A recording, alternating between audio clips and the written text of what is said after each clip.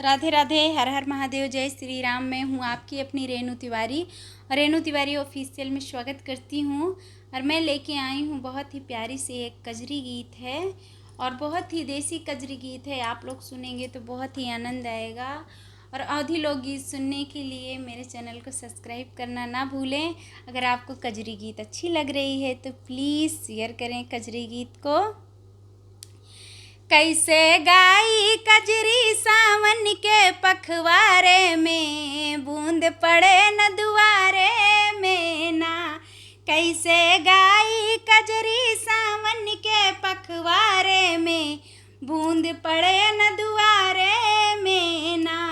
आवा आवा इंद्र भगवान, चमके खेती और किसान। आवा आवा इंद्र भगवान, चमके खेती और किसान। बेरन सुखत बाटे जल भरदा फरवारे में, पोखरा और इनारे में ना। कि बेरन सुखत बाटे जल भरदा फरवारे में, पोखरा और इनारे में ना।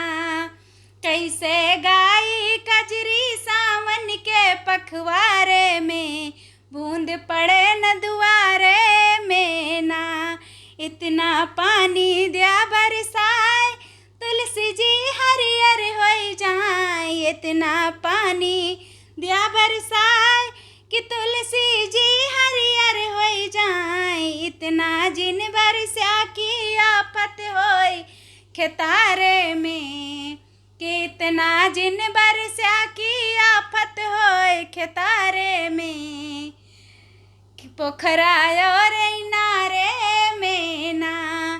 कैसे गाई कजरी सावन के पखवारे में, कैसे गाई कजरी सावन के पखवारे में, बूंद पड़े न दुआ